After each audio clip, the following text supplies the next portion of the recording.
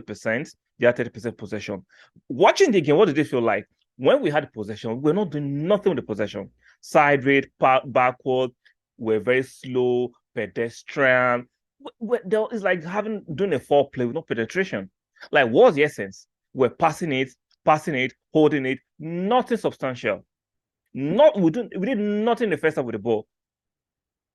But when PSV had the ball, they were quick, they were incisive, they were running at us, quick tempo. That's how to play football.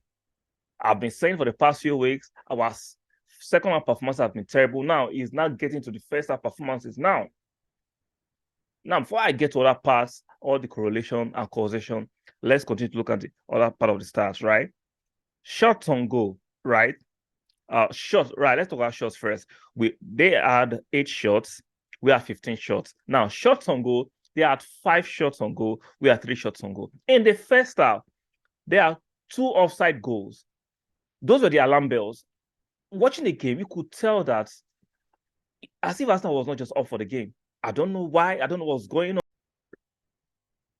Hi guys, welcome back to the channel. If you're new and you like the content, make sure you subscribe to the channel. Make sure you stick a like on the video for the upgrade, very, very important. And do not forget, lastly, to make sure you turn on the notification bell so that when I drop videos, you can get notified. And when I go on a live stream, you can get notified. Also, PSV 2, Arsenal 0. What a terrible performance. Like, watching the game, even the first half was a boring performance rather. Now, if you look at the stats, right, the stats can be misleading. Let me look at the stats so I can point out some things. That's why I do not always subscribe to, oh, let's look at the stats for everything. Nah, you have to have a synergy between the stats and your eye test. Most of the time, I prefer the eye test, but if I need some backup to make sure my eyes are not being influenced by my attachment or emotions or excessive reactions, rather, then I look at the stats to actually find out the nuances, right? Now, if you look at the stats, it tells us we have 70%, they have 30% possession. Watching the game, what did it feel like? When we had possession, we're not doing nothing with the possession. Side rate, backward, we're very slow, pedestrian. It's like doing a foreplay with no penetration. Like, what's the essence? We're passing it, holding it, nothing substantial. We did nothing in the first half with the ball. But when PSV had the ball, they were quick, they were incisive, they were running at us, quick tempo. That's how to play football.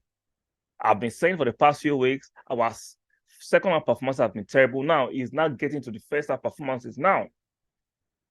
Now, before I get to other parts, all the correlation and causation, let's continue to look at the other part of the stats, right? Shots on goal, right? Shots, right? Let's talk about shots first. They had 8 shots, we had 15 shots. Now, shots on goal, they had 5 shots on goal, we had 3 shots on goal. In the first half, there are 2 offside goals. Those were the alarm bells. Watching the game, you could tell that as if Arsenal was not just up for the game. I don't know why. I don't know what's going on. You can't tell me it was fatigue. It just felt like Arsenal was not up for the game. But now, if you look at the lineup, right? The lineup for me was decent enough to actually put up a fight for this game. We had Nketiah leading the line, Martinelli and Pablo Vieira. Even though I don't trust Pablo playing as a right inside forward, we have Martinelli as a left inside forward, Xhaka, Lokonga, Odegaard, Tierney, Saliba, Holding, and Tomiyasu, and Ramsdale. That is not a bad thing. Even though Partey was not there, he didn't start, Jesus didn't start, that is not a bad thing. But for some reason, we're pedestrian, we're slow, we're lethargic, and the alarm bells and the warning signs were there in the first half that we actually survived 2 offside goals on PSV. Now, that should actually be the trigger for the second half. Unfortunately, we came on the second half, the first 10 minutes, we looked like we're going to do something. We're huffing and puffing, nothing substantial, and they scored their goal, the first goal, well played. Like, Lokonga is not just good enough. Like, guys, let's call it what it is. Lokonga cannot make it at Arsenal. I'm sorry. He has given his chances. He even had the audacity to go on podcasts and interviews demanding playing time. And I love the fact that Arteta during the press conference, the pre-match press conference, challenged him that if you want more playing time, show your what on the pitch. Do your talking on the pitch. Don't go on podcasts on different mics and be demanding minutes, while when they give you your chances, you stink up the place. He had a dirty, stinking, docile performance again. This guy doesn't show no intensity. It doesn't show urgency.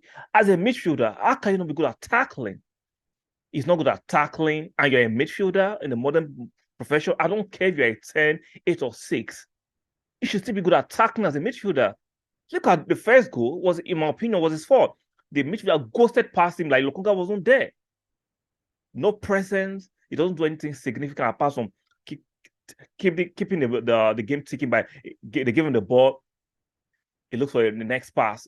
He's not dynamic, in my opinion. He doesn't drive the game. He doesn't grab the game by scruff of his neck. Like, so what does Lokonga do? Some of you are defending him that he's not as bad. The team performance was bad. I understand the team performance was bad, but consistently this season, Lokonga has been bad. Let's call it what it is. Don't tell me he's not a 6, he's an 8. Come on, let's be real. He doesn't have the athleticism. He doesn't have dynamism. You can tell that he will not make. See, if you want the best for Arsenal, you want us to challenge likes of Man City, you want us to qualify for the Champions League. I'm sorry, Lokonga is not the player to deputize for Partey or for Xhaka. Lokonga is not the player. Now, this has exposed the fact that our depth is a farce. We don't have no depth. We have no depth in the team. We need to sign some players. Like, if Saka is not playing, Martinez is not playing, Jesus is not playing, it's like we are clueless. Nketiah, Sambi have been exposed. They are not just good enough. Now, I supported Nketiah because it showed glimpses and signs of improvement during the preseason. Even the tail end of last season against West Ham, against Chelsea, he scored 2 goals. It showed some signs that he was trying to improve. He bulked up during the preseason. You could see that even in the first few matches he came in, he has cameo appearances, playing the last 10 to 15 minutes. You could see his hold-up play was much improved. It was stretching the play. But for the last games against Leeds, Borden Glens, Southampton, his performances have been asked. His performances have dropped. And unfortunately, we cannot afford to have players who cannot step up. I'm not saying be a Jesus, but don't be as bad as you've been. Like, people are not overreacting. I'm sorry. Nketiah, Sambi cannot take us anywhere. They are not just good enough. I'm so excited that the World Cup is close. I'm excited that we're playing the FA Cup and the Carling Cup. It is what we'll get. So without Jesus, without Martinelli and Saka, we are toothless. That if anything happens to Xhaka and Partey, we're done in the midfield. We are finished. If anything happens to Xhaka and Partey, we are done. We cannot trust the likes of Lokonga and Nketiah. Now, some say, what about Fabio Vieira? He had a decent stint. He was not as bad as Sambi and Nketiah. Now, we know he's not an Fabio Vieira, even though Arteta was telling us he can play across the front. We know he's better as a 10. He cannot play. He's still adapted to the team and the league. He didn't start preseason. He recovered from injury. So, and we can see the glimpse and signs that this guy has something in him. You can see a bit of creativity in him. But on likes of Nketiah and Sambi, I'm sorry, these guys cannot take us anywhere. They are not just good enough for the levels we want to be in. Now, it was a bad loss, but I hope it's not lost. We are still leading the group. All we need is a victory against FC Zurich, and we're still good. So if you look at the table, 5 games played, we still have 12 points. PSV, 5 games played, they have 10 points. So we're still leading them with 2 points. All we need in the last game is to win against FC Zurich, and we are good. And we are good. So it's not as terrible, even though the performances are very, very concerning. The depth, the squad depth is very, very concerning. And I hope we can actually win this weekend against Nottingham Forest. Watch out for the preview. I should be dropping the preview tomorrow. So watch out for that preview. Guys, It's a bad loss at PSV. Our lack of depth have been exposed. Nketiah and Sabi are not good enough, but let's not overreact. Let's hope the board have seen this. Arteta can actually talk with talk to the Cron case. They can actually release some. We need at least 2 players, at least a wide man. If we can, I'll be too.